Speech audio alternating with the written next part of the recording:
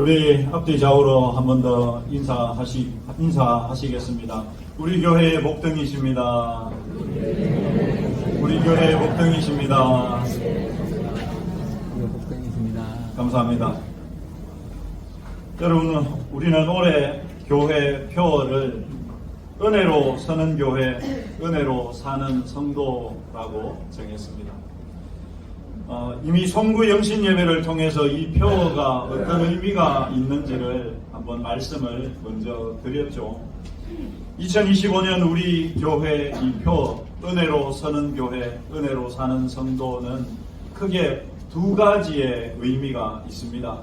첫 번째는 이 표어를 들었을 때 바로 와닿는 것처럼 하나님의 은혜로 교회를 세우고 성도로서의 삶을 살자는 것이죠. 왜냐하면 하나님의 은혜만이, 하나님의 은혜가 있어야 교회가 교회답게 세워질 수 있고 성도가 성도답게 살아갈 수 있기 때문입니다. 그래서 하나님의 은혜가 우리 교회 안에 가득 채워지기를 소망하는 그런 의미를 담고 있습니다. 우리 그런 의미에서 제가 은혜로 서는 교회 하면 은혜로 사는 성도 한번 해주시겠습니까? 네, 제가 먼저 시작하겠습니다. 은혜로 서는 교회, 은혜로 사는 성도, 은혜로 서는 교회, 은혜로 사는 성도. 할렐루야. 네. 감사합니다. 우리 교회 2025년 한 해 은혜가 충만할 것 같습니다. 네. 두 번째 의미는 바로 하나님의 은혜가 갖는 속성, 하나님의 은혜가 갖고 있는 성질이 있습니다. 여러분, 이렇게 말씀드리면 좀 의아하게 생각하실 분들이 계실 텐데요. 하나님의 은혜는 굉장히 민감합니다. 무슨 말이냐? 여러분, 우리가 유리잔을 다룰 때 이거 막 질그릇처럼 함부로 쓰는 그릇처럼 막 사용하지 않지 않습니까? 그죠? 유리잔은 굉장히 조심스럽게 다룹니다. 안 그러면 어떻게 되기 때문에요? 깨어져 버리기 때문에. 바로 은혜가 그런 속성이 있습니다. 여러분들이 예배에서 은혜를 풍성하게 받고 아니면 어떤 수련회를 갖거나 아니면 어떤 집회에서 큰 은혜를 받고 집으로 돌아오는 길에 갑자기 앞에 뛰어드는 차가 한 대 있어갖고 확 성질이 나가지고 벌럭 성질을 한번 내고 나면 받은 은혜가 그만 어디 가버렸는지 온데간데 사라지고 교회에서 은혜를 충만하게 받고 집으로 돌아가는 길에 고마 부부싸움 한판 해버리면 은혜가 고마 어디에 갔는지 사라지고 없습니다. 여러분 한번 따라서 하십시다. 은혜는 민감하다. 그렇습니다. 여러분. 하나님의 은혜는 굉장히 영적인 것이어서 민감합니다. 우리가 어떤 영적인 상태에 있느냐에 따라서 이 하나님의 은혜가 그렇게 쉽게 사라져 버리기도 하고 때로는 하나님께서 부어주시기도 합니다. 그런데 하나님께서 그 은혜를 부어주셨을 때 그 은혜를 내가 어떻게 관리하느냐, 이것이 굉장히 중요하거든요. 그래서 여러분 2025년 한 해에는 우리가 정말 하나님의 은혜를 사모하고 그 하나님의 은혜를 우리가 충만하게 누리기 위해서라도 여러분 어떻게 해야 될까요? 한번 따라서 하십시다. 성질 부리지 맙시다. 여러분 개인도 그렇지만 교회도 마찬가지입니다. 한번 하나님의 뜻에 반하는 일들이 일어나거나 아니면 교회 안에서 어떤 분들이 분란이라도 일으키게 되면 교회의 은혜스러운 분위기는 급속하게 식어져 버리고 냉랭하고 차가운 교회가 되기가 쉽습니다. 여러분 그렇기 때문에 우리가 하나님의 은혜를 아는 교회, 하나님의 은혜를 아는 교회는 그 하나님의 은혜가 교회 안에 머물도록 하기 위해서 서로 사랑하고 서로 배려하고 섬기는 일에 집중합니다.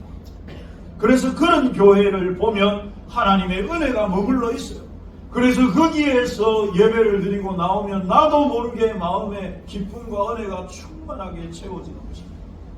그래서 하나님의 은혜를 아는 교회일수록 하나님이 기뻐하시는 일을 이루어가고 하나님이 기뻐하시는 일에 더 집중하게 되는 것이죠. 그러면 하나님이 기뻐하시는 일을 하니까 하나님은 그 교회에 은혜를 더 부어주실 것이고, 하나님이 은혜를 더 부어주시니까 그 교회는 더욱더 은혜가 넘쳐나게 되는, 한번 따라서 하십시다. 은혜의 선순환. 여러분, 악순환이 아니라 선한 순환이 일어나는, 교회가 하나님의 은혜를 사모해서 그 은혜에 집중하고, 그래서 서로 배려해주고 따뜻하게 사랑하고 품어주고 이해하고 용서해주면 하나님은 그런 교회에 은혜를 더 많이 부어주시고, 그러면 그 교회는 더욱더 풍성한 은혜를 누리게 되고, 그러면서 더 하나님이 기뻐하시는 일을 하기 위해 집중하게 되고, 그러면 또 하나님은 거기에 은혜를 더 부어주시고, 은혜의 선순환이 일어나는 교회. 어느 교회? 할렐루야! 2025년 우리 남일교회가 그런 교회 되기를 축원합니다. 그렇습니다, 여러분. 하나님의 은혜는 우리가 소중하게 여겨야 돼요. 내가 한번 버럭 성질을 내버리면 은혜가 깨어져요. 은혜가 깨어지면 교회는 냉랭해지고 성도들의 가슴은 식어지고, 그러면 서로 불편한 점들만 보이게 되고 서로의 단점만 자꾸 지적하게 되고, 그러면 사람 사이의 관계가 더욱더 냉랭해져 가고 하나님의 은혜는 떠나가고, 그런 교회는 계속해서 악순환이 일어납니다. 저는 2025년 우리 교회가 이런 하나님의 은혜의 선순환이 이루어져. 그래서 여러분, 그것을 위해서라도 우리 서로 한번 축복하십시다. 사랑합니다. 축복합니다. 하나님은 하나님의 복덩이십니다. 할렐루야. 감사합니다. 여러분, 우리가 성부 연신 예배를 통해서도 살펴봤듯이 다윗은요, 정말 하나님의 은혜를 누리는 사람이었습니다. 다윗이 하나님의 은혜를 누릴 수 있었던 것은 그가 하나님 앞에서 성실과 정직함으로 행하는 사람, 하나님의 뜻을 쫓아서 살았던 사람이기 때문입니다. 그렇기 때문에 그런 다윗에게 하나님은 더 많은 은혜를 부어주시고, 다윗은 고난의 삶의 속에서도 이 사울이 그렇게 사울왕이 죽이려고 하는 그런 상황 속에서도 하나님의 은혜 안에서 살아갔습니다. 하나님의 은혜가 실제적으로 다윗이 전혀 왕이 될 수 없는 그런 배경, 그런 상황이었는데도 하나님의 은혜가 결국은 다윗을 왕이 되게 만드는 것입니다. 다윗이 온 마음으로 하나님 앞에서 성실하게 그 말씀대로 살았더니 하나님은 그에게 더 큰 은혜를 부어주셨습니다. 그런 더 큰 은혜를 받고, 그렇게 다윗은 그의 인생에 은혜의 선순환이 이루어지는 삶을 살 수 있었습니다. 여러분, 우리 교회와 개인도 마찬가지입니다.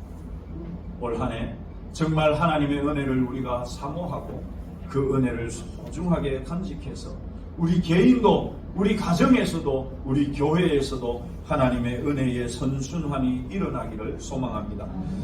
오늘은 우리가 다니엘의 삶을 들여다보고자 합니다. 다니엘이 살았을 때 여러분, 이미 이스라엘이 북이스라엘과 남유다로 나눠져 있었는데, 북이스라엘은 이미 아수르에 멸망한 상태였고, 남유다도 이제 바벨론에 의해서 나라가 망할 위기에 있었습니다. 실제로 바벨론이 1차 침략이 있었습니다.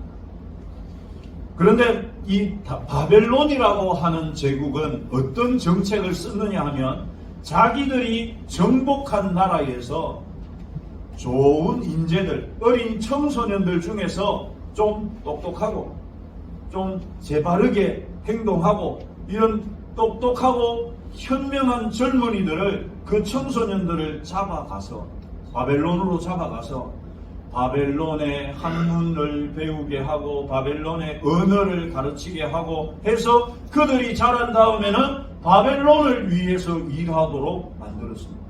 그러니 여러분, 바벨론이라는 제국은 점점 부강해질 수밖에 없겠죠. 세계 전국에서, 각국에서 똑똑하다고 생각되는 아이들은 다 잡아와서 바벨론에 교육을 시키고 언어를 배우게 해서는 그들이 바벨론을 위해서 일하도록 만들었기 때문에.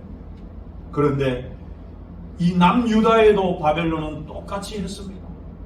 그래서 다니엘도 굉장히 똑똑했던 것 같습니다. 다니엘도 그들에 의해서 잡혀가게 됩니다. 바벨론이 어떻게 했느냐? 우리 3절과 4절 말씀을 같이 한번 읽어보시겠습니다. 시작합니다. 왕이 환관장 아스부나스에게 말하여 이스라엘 자손 중에서 왕족과 귀족 몇 사람 곧 흠이 없고 용모가 아름다우며 모든 지혜를 통찰하며 지식에 통달하며 학문에 익숙하여 왕궁에 설만한 소년을 데려오게 하였고 그들에게 갈대아 사람의 학문과 언어를 가르치게. 이게 바벨론의 정책이었습니다. 바벨론이 남유다를 침략해서는 그 왕궁의 왕족들 중에, 귀족들 중에, 왜요 여러분? 당시에는 왕족들이나 귀족들의 자녀들이 공부를 많이 했으니까 똑똑했거든요. 그러니까 왕족과 귀족들의 자녀들 중에서 어떤 사람들을 잡아오라 합니까? 흠이 없고 용모도 잘생기고 지혜에 통찰하고 지식에 통달하고 학문에 익숙하고 왕궁에 설 만한 그런 소년들을 데려오게 했지만 사실은 잡아오게 한 거예요. 그래서는 어떻게 합니까? 갈대아라는 말은 바벨론이라는 말과 같은 말입니다. 그래서 바벨론의 학문과 언어를 가르쳐서 훗날 바벨론을 위하여서 일하게 한 것입니다. 전해지는 이야기에 따르면 다니엘은 왕궁의 왕족 중에 한 사람이었습니다. 그러니 다니엘도 여기에 뽑혀간 것입니다. 다니엘은 그곳에서 바벨론까지 잡혀가서 거기서 3년 동안 바벨론의 학문도 배우고 언어도 배우게 된 것입니다. 그리스의 역사가이면서 소크라테스의 제자이기도 한 크세논폰이라는 사람의 기록에 보면 이 바벨론은 14세 전후의 청소년들을 잡아갔답니다. 그래서 3년 정도를 교육을 하고 17세가 되면 교육을 마쳤다고 합니다. 그러니 여러분, 다니엘도 이때 잡혀갔으니까 우리가 다니엘의 정확한 나이는 알 수 없지만 대략 14세 전후가 됐을 것이라고 충분히 추측을 할 수 있을 것이죠. 여러분, 오늘날로 치자면 초등학교 6학년에서 중학교 1학년, 2학년 정도 되는 나이입니다. 그런 아이들을 데려가서 바벨론식의 교육, 바벨론의 학문과 언어를 가르쳐서 바벨론을 위한 충성된 일꾼으로 만드는 것이죠. 그런데 여러분, 그렇게 잡혀간 다니엘이 어떤 결단을 하는지 우리가 같이 한번 읽어보십시다. 시작합니다. 다니엘은 뜻을 정하여 왕의 음식과 그가 마시는 포도주로 자기를 더럽히지 아니하리라 하고 자기를 더럽히지 아니하도록 환관장에게 구하니. 여러분, 우리가 성경 말씀을 읽을 때 우리는 참 그냥 읽어요. 아무 별 어떤 생각 없이 그렇게 읽습니다. 그런데 여러분, 이때 다니엘의 나이가 몇 살이라고요? 초등학교 6학년에서 중학교 1학년 아니면 2학년 정도 되는 나이. 그런데 여러분, 여기에 나오는 이 왕의 음식과 그가 마시는 포도주라는 말은 이 단순한 음식이 아닙니다. 당시 바벨론은 세계에서 제일 잘 사는 나라였습니다. 그런 나라에서 가장 최고급 음식, 그것이 왕의 음식과 그가 마시는 포도주라는 말입니다. 이것은 그냥 단순한 고급 음식이 아니에요. 오늘날도 여러분 정말 최고급 레스토랑에 가야 맛볼 수 있는 그런 정도의 음식. 일반 서민들은, 일반 백성들은 결코 먹을 수 없는 음식입니다. 바벨론은 자기 나라를 위해서 앞으로 일할 동량들이기 때문에 그들에게 가장 좋은 음식을 먹였던 것입니다. 그런데 문제가 있습니다. 어떤 문제냐? 이 음식이 바벨론의 신전을 거쳐서 나온다는 거예요. 바벨론의 신전, 바벨론의 우상에게 드려졌다가 나온다는 문제가 있었습니다. 뿐만이 아니라 당시에는 바벨론에는 율법이 이스라엘 이 성경이 부정하다고 하는 돼지고기 같은 음식들도 같이 있었습니다. 그래서 여러분 오늘 본문을 보면은 이런 음식들이 사람을 더럽힌다라고 말씀하는 거예요. 1차적으로는 우상에게 바쳐졌기 때문에 그 우상에게 드려졌던 것을 먹음으로써 더러워지는 것이고, 두 번째는 율법이 먹지 말라고 한 음식들까지 있었기 때문에 율법을 어기게 됨으로써 더러워지는 것도 있는 것입니다. 그런데 여러분 참 놀랍지 않습니까? 10세 초반의 아이가 10대 초반의 아이가 그것도 여러분 머나먼 다른 나라의 포로로 잡혀간 그곳에서 나는 하나님을 전적으로 믿겠습니다, 이런 결단을 한 거예요. 여러분 이런 결단을 한 겁니다. 저는 이 말씀을 대할 때마다 다니엘도 대단하지만 도대체 다니엘의 부모는 이 어린 다니엘에게 어떤 신앙 교육을 했길래, 어떻게 신앙을 가르쳤길래 이 10대 초반의 이 어린 아이가, 여러분 이제 우리 나이로 해봐야 초등학교 6학년, 중학교 1학년, 2학년입니다. 그런 아이가 그 먼 포로로 잡혀간 그 나라에서 이 음식으로 나를 더럽히지 않겠다, 그렇게 뜻을 정할 수 있느냐? 대단하지 않습니까? 저는 이 성경에 왜 다니엘의 부모님의 이름이 나오지 않을까 참 의아스럽습니다. 이 위대한 부모님은 도대체 어떻게 다니엘을 신앙교육을 시켰길래, 이 어린 다니엘이 그 홀로 떨어진, 부모님하고 같이 있으면 부모님 눈치 때문이라도 하겠지만은 아무도 없는, 보는 사람이 없는 그 머나먼 타고 포로로 잡혀간 그곳에서 하나님 앞에서 뜻을 정할 수 있느냐? 여러분 한 가지 추측할 수 있는 단초는 있습니다. 성경이 그것은 제공하고 있는데 바로 다니엘의 이름, 다니엘이라고 하는 이름입니다. 다니엘이라고 하는 이름의 뜻이 있는데요. 우리 한번 따라서 하십시다. 하나님은 나의 심판자. 다니엘이라는 뜻이 하나님은 나의 심판자라는 뜻입니다. 그런데 여러분, 이 다니엘의 이름을 다니엘 자기가 지었겠습니까? 부모가 지었겠습니까? 당연히 부모가 짓죠. 그러면 다니엘의 부모는 어떤 마음으로 다니엘에게 다니엘이라는 이름을 지어주었을까? 뻔하지 않겠습니까, 여러분? 다니엘이 늘 자신의 이름을 생각하면서 살고, 하나님이 나의 심판자라는 그 사실을 늘 기억하면서 살고, 하나님이 나의 삶을 지켜보고 있다는 그러한 신전의식을 갖고 살도록 다니엘의 이름을 다니엘이라고 지었어요. 우리 교회에도 여러분 와서 보니까 성경적인 많은 이름들, 저도 제 아들 이름을 주안이라고 지었습니다. 주님 안에서 살. 이 악한 세대가 주님 안에서 살.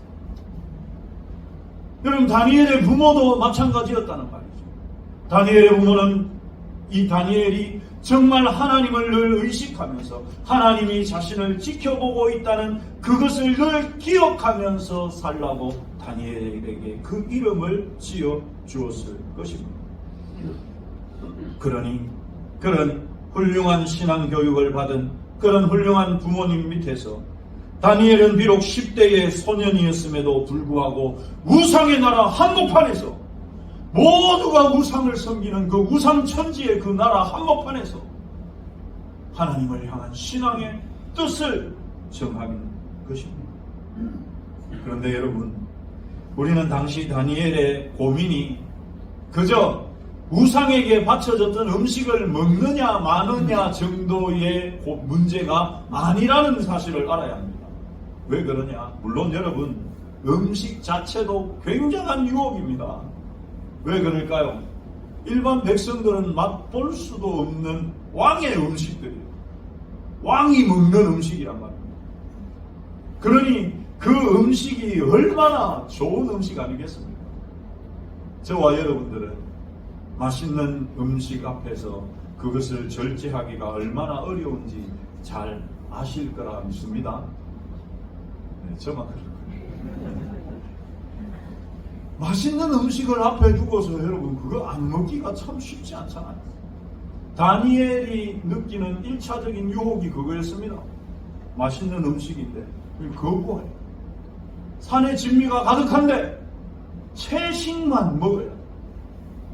여러분, 이 결단이 결코 쉬운 결단이 아니라는 것이죠. 두 번째 다니엘에게 닥친 문제가 있습니다. 그것은요, 한번 따라서 하십시다. 왕명으로 정해진 법이기 때문이에요. 여러분, 이 바벨론에서 교육하는 그 교육생들에게 왕의 음식과 포도주를 대접하고 그들에게 먹이는 것은 왕의 명으로 정해진 나라 법입니다. 그런데 지금 여러분, 다니엘은 뜻을 어떻게 정하느냐? 그 왕의 명으로 정해진 그 법을 어기겠다라고 하는 것과 마찬가지입니다. 여러분, 법을 어기면 어떻게 되겠습니까? 살아남기가 어렵습니다. 살아남기가 어렵습니다. 그래서 여러분, 다니엘이 황관장에게, 지금 이 황관장에게 부탁하거든요. 그 왕의 음식과 포도주 대신에 채식을 할 수 있게 해달라고 황관장에게 부탁을 할 때 황관장이 다니엘에게 뭐라고 이야기를 했느냐? 여러분, 이렇게 말합니다. 우리 같이 읽어보십시다. 시작합니다. 황관장이 다니엘에게 이르되 그렇게 되면 너희 때문에 내 머리가 왕 앞에서 어떻게 되리라? 위태롭게. 한마디로 여러분, 속된 표현으로 목 날아간다는 말입니다. 내가 너희들에게 그런 편의를 봐줬다가는 이게 들통나는 순간에 왕에 의해서 내 머리가 날아간다. 그 말입니다, 여러분. 그러니 이 어린 다니엘이 내가 하나님의 뜻대로 살겠습니다, 신앙으로 살겠습니다라고 이 결단하는 것이 보통 어려운 일이 아니었습니다. 그것은 왕명을 거역해야만 가능한 일이었습니다. 그러니 여러분, 이 다니엘이 지금 이렇게 뜻을 정했다라는 것은요, 다니엘은 모든 것을 다 포기하더라도 신앙만큼은 포기하지 않겠다는 결단이었습니다. 내가 모든 것을 다 잃어도 신앙은 잃지 않겠다는 결단이었습니다. 다니엘은 뜻을 정했지만요, 자칫 잘못하면 이 자기를 맡은 그 황관장에게 여러분 잘못 보이면 어떻게 되느냐? 곧바로 교육생 신분에서 쫓겨납니다. 교육생 신분에서 쫓겨나면 당신은 바벨론에서 노예로 살아야 했습니다. 실제로 여러분, 교육생들 중에 그 교육을 따라오지 못하거나 아니면 행동이 이렇게 방정하지 못하거나 그랬을 때는 교육생 신분을 박탈시키고 노예로 내려간 사람들에 대한 기록들이 남아있다고 합니다. 그러니 여러분, 다니엘이 지금 이 황관장에게 이렇게 부탁을 한다는 것 자체가 사실은 말이 안 되는 거예요. 왜냐하면 자칫 잘못하다가는 쫓겨나서 신분상에 심각한 피해를 입을 수 있기 때문입니다. 그런데도 불구하고 다니엘은 뜻을 정하고는 자기를 담당하는 황관장에게 부탁합니다. 왕의 음식과 포도주 대신에 채식을 할 수 있게 해달라고 부탁을 하죠. 사랑하는 성도 여러분, 이때 하나님의 역사가 일어납니다. 다니엘이 말씀드린 것처럼 다니엘의 이런 요구는 그의 생명까지 위태롭게 하거나 신분상 큰 불이익을 받을 수도 있는 것입니다. 그런데 9절 말씀, 다니엘이 그렇게 뜻을 정하고 환관장에게 부탁한 다음에 9절 말씀 같이 읽어보시겠습니다. 시작합니다. 하나님이 다니엘로 하여금 환관장에게 은혜와 긍휼을 얻게 하시니라. 하나님께서 은혜와 긍휼을 베푸십니다. 다니엘이 뜻을 정하고 환관장에게 요구했을 때 하나님의 은혜가 임합니다. 그런데 하나님의 은혜가 다니엘에게 곧바로 내리는 것이 아니라 누구를 거쳐서 내려오죠. 누구를 거칩니까? 환관장을 거쳐옵니다. 하나님의 은혜가 환관장을 통해서 다니엘에게 그 환관장에게 은혜와 긍휼을 입게 만드는 것으로 나타납니다. 여러분, 요즘은 회사의 회식 문화도 많이 달라졌죠. 코로나가 우리의 일상을 바꾼 것 중에 좀 건강한 면이 바로 그것입니다. 이제는 술자리에서 술을 권하거나 억지로 마시거나, 군대도 사실은 그렇죠. 그러나 예전에는 그렇지 않았습니다. 저는 교회 다니기 때문에 술을 마실 수 없습니다. 그러면 왕따가. 그래서 많은 성도들이 어쩔 수 없이 술잔을 받아 마신 일들도 비일비재하게 일어났습니다. 그런데 여러분, 문제는 뭐냐? 한 번이라도 당당하게 그 회식을 주관하는 부장이건 사장님이건, 사장님, 저는 교회 다니기 때문에, 제가 교회 집사이기 때문에, 권사이기 때문에, 안수 집사이기 때문에 저는 술을 마실 수 없습니다. 이 부분에 대해서는 양해해 주십니다. 대신에 제가 음료수를 먹든지 물을 마시든지 그렇게 대신하면 안 되겠습니까? 한 번이라도 찾아가서 정중하게 말한 사람들이 많지 않다는 것입니다. 왜요, 여러분? 그것을 겁내고 두려워합니다. 그런데 다니엘은 모든 것을 다 잃더라도 신앙만큼은 잃지 않겠다라고 환관장에게 찾아가서 부탁을 했더니 그 순간에 하나님의 은혜가 임하더라. 여러분, 제가 군 생활을 할 때 해군으로 배를 탔었습니다. 출동을 나가면 2달 동안 배 위에서, 바다 위에서 생활을 해야 되는데 가장 어려운 점이 무엇이었느냐? 예배를 드리지 못하는 것이었어요. 교회가 없기 때문에 예배를 드릴 수가 없었어요. 그리고 교회에서도 주일이라서 예배 드리라고 어떤 공간을 마련해 주지도 않았습니다. 그게 너무 힘들었어요. 그래서 몇몇 믿는 후임들을 불러가지고 3명이 모였었어요. 우리 주일날 예배 드리자. 그리고 내가 부장님 찾아가서 이걸 공식적으로 방송을 해달라고 이야기를 하겠다. 그리고 넷이서 손을 잡고 간절하게 기도했습니다. 하나님, 이 일이 우리 배에서 이루어질 수 있도록 도와주십시오. 역사해 주십시오. 그리고 나서 부장님을 찾아갔습니다. 당시 부장 대위였습니다. 부장님, 제가 교회를 다니는데 출동을 나와서 예배를 드릴 수가 없어서 너무 어렵습니다. 저와 함께 예배를 드릴 수 있는 친구들이 3명이 더 있는데 주일에 아침에 함내 방송을, 종교활동 할 사람들은 어느 곳에서 종교활동을 해도 좋다라고 방송을 해주시면 안 되겠습니까? 가슴을 정말 졸이면서 조마조마하게 찾아갔었어요.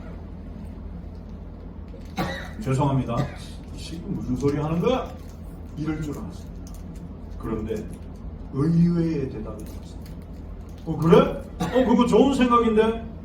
그렇게 해라. 거기 사관들이 모이는, 부사관들이 모이는 그 식당이 있으니까 거기서 내가 장소를 얘기할 테니까 거기서 모여서 얘기해.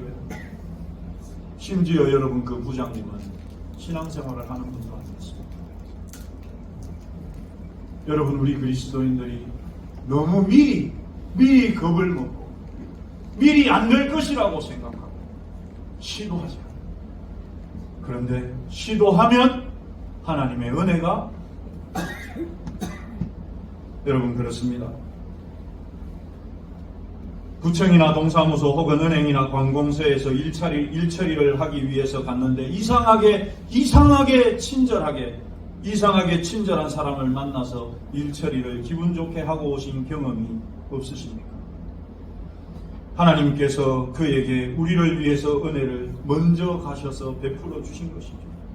여러분, 하나님의 은혜는 그저 뜬구름 잡는 것 같은 추상적인 것이 절대 아닙니다. 그것은 우리 삶에 직접적인 관계가 있으며 역사합니다. 아이가 학교에 처음 들어갈 때 어떤 선생님을 만날까 싶었는데 그 학교에서 가장 좋은 담임 선생님을 만나게 되는 일. 아이가 여러분 군대에 갔는데 너무도 좋은 선임들을 만나가지고 군 생활을 너무 재미있게 한다는 연락을 받았을 때, 길을 가다가 타이어 펑크가 나가지고 어떻게 할 줄을 모르고 있는데 지나가던 분이, 아무런 상관도 없는 지나가던 분이 친절하게 다가와서 도움을 주는 일들. 여러분, 하나님의 은혜는 실제적으로 내 삶에 영향을 미치는 것입니다. 저와 여러분에게 2025년 한 해 이런 하나님의 은혜가 충만하시기를 축원합니다. 하나님의 은혜가 우리 주변에 실제적으로 부어져서 회사의 동료에게, 상사에게, 시장에서 만나는 상인들에게, 거래처나 손님들에게, 우리 자녀들의 주변 사람들에게 이런 하나님의 은혜가 임하여서 그 은혜의 덕을 누리는 저와 여러분과 우리 자녀들이 되시기를 주님의 이름으로 축원합니다. 사랑하는 성도 여러분, 우리가 믿음의 결단을 할 때 말씀으로 살겠노라고, 예배로 살겠노라고, 믿음으로 살겠노라고 결단할 때 그렇게 하나님은 우리 앞서서 우리 주변 사람들에게 은혜를 내려주시고 그 주변 사람들을 통해서 하나님의 은혜를 충만하게 입게 하십니다. 2025년 한 해 그런 하나님의 은혜를 누리시는 저와 여러분이 되시기를 주님의 이름으로 축원합니다.